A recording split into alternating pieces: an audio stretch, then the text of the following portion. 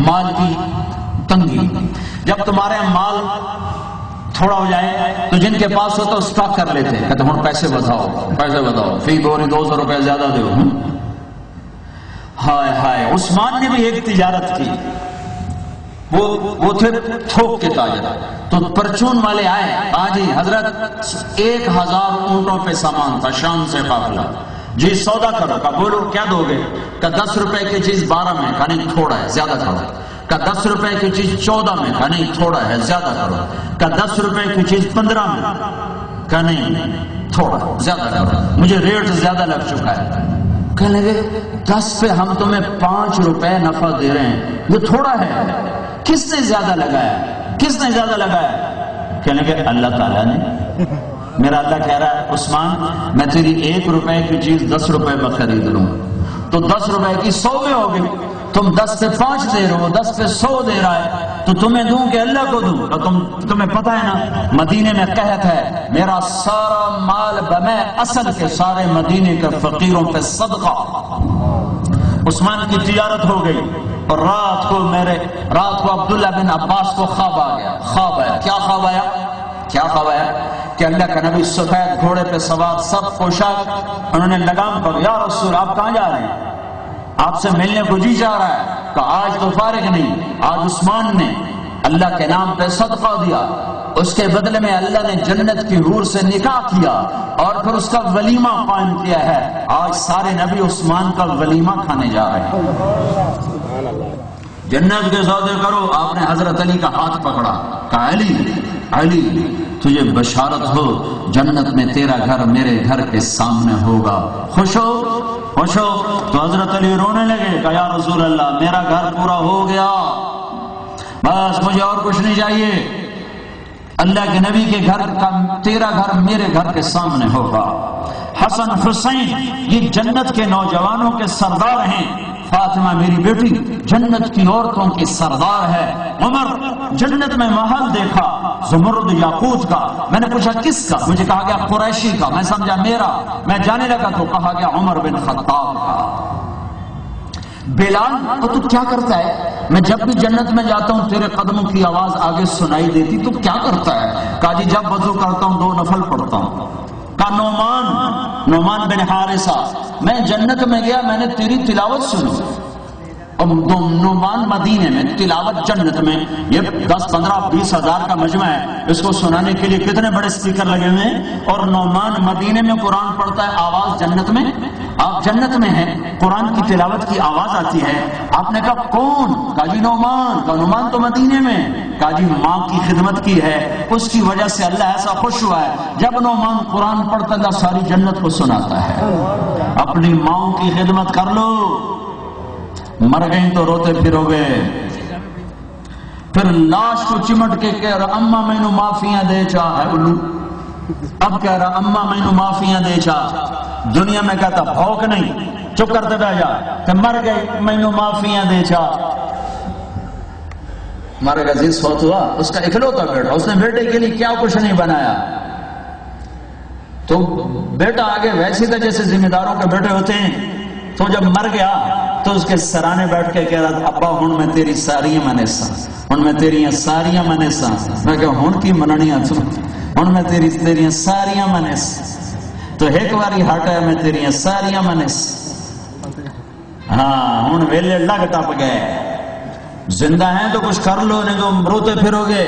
میرے نبی نے فرمایا کاش میری ماں زندہ ہوتی, اگر وہ زندہ ہوتی اور میں عشاء کی نماز کے لیے مصلی پہ ہوتا اور میں سورت فاتحہ شروع کر چکا ہوتا اور ادھر سے میرے گھر کا دروازہ کھلتا اور میری ماں کہتی محمد, تو میں نماز توڑ دیتا. میں کہتا جی اما جان لبیک یا اماہا, میں نماز بعد میں پڑھوں گا, پہلے آپ کی سنوں گا. ہائے ہائے, جاؤ بکھڑ کی ماؤں سے پوچھو, اتنے سوراخ ہیں ان کے سینوں میں اولاد کی نافرمانی ہے. جاؤ بوڑھے باپ سے پوچھو جو اپنے بچوں سے عزت بچانے کے لیے چھپتا پھر رہا ہے کہ میرا پتر مینو وٹ نہ لوے. ایک ذمہ دار میرا پڑوسی کہنے لگا میرا بیٹا آگ میں جل رہا ہو تو میں دعا نہیں کروں گا یا اللہ میرے بیٹے کو بچا لے.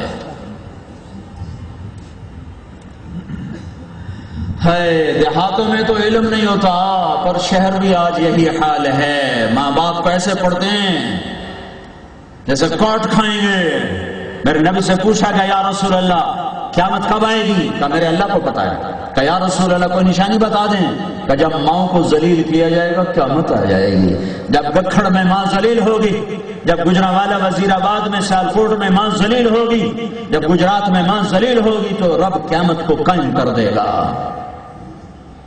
میرے نبی نے کہا جس نے اپنے ماں باپ کو ستایا اس پہ اللہ کی لعنت، فرشتوں کی لعنت، زمین آسمان کی لعنت. نہ ان کی نماز قبول ہے، نہ روزہ قبول ہے، نہ صدقہ قبول ہے.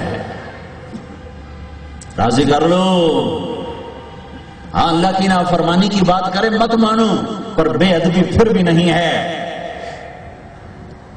اخلاق کا جنازہ نکلا ہوا ہے.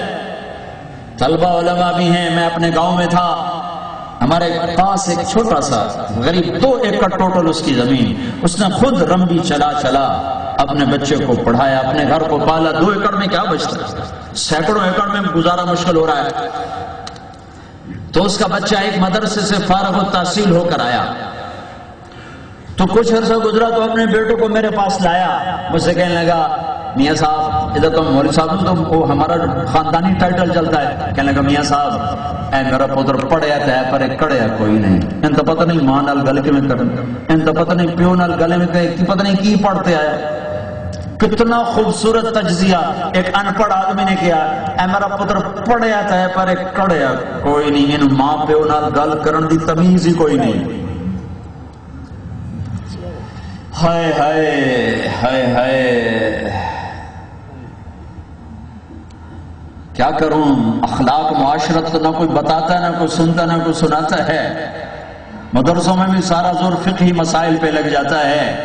اخلاق کے ابواب سوتے سوتے پڑھے جاتے ہیں، سوتے سوتے سنے جاتے ہیں، سوتے سوتے سنائے جاتے ہیں. کیا خبر اخلاق کس چیز کا نام ہے، درگزر کس چیز کا نام ہے، وسعت صدر کس چیز کا نام ہے. مولانا زید الراشدی صاحب اٹھ گئے، میں ان کے سامنے کہنا تھا وسعت صدر سے ان سارے مولویوں سے کہہ رہا ہوں اپنے بھائی سے سیکھو. کچھ شخص کا قلم کس اعتدال سے چلتا ہے، کس وسعت صدر سے اللہ نے اس کو نوازا ہے. پوری دنیا میں شاید انگلیوں پہ گنے جانوں میں سے ایک آدمی زاہد الراشدی ہو جس سے اختلاف کرنے کا سلیقہ ہے. ہمارے مولویوں کو اختلاف ہو جائے تو گلے پکڑنے پہ آ جاتے، مارنے پہ آ جاتے، جیسے بس ہم ہی صحیح ہیں باقی سارے غلط. میں ان کے قلم کو سلام کرتا ہوں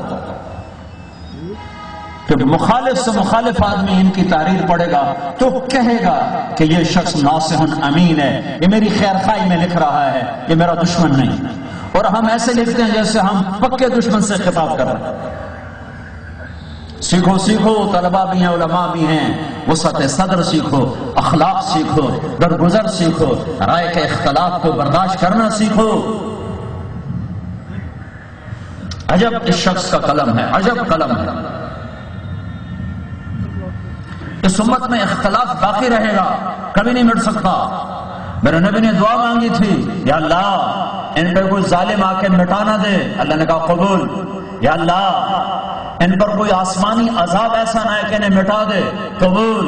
یا اللہ ان پر کوئی قحط ایسا نہ آئے کہ مٹا دے. قبول.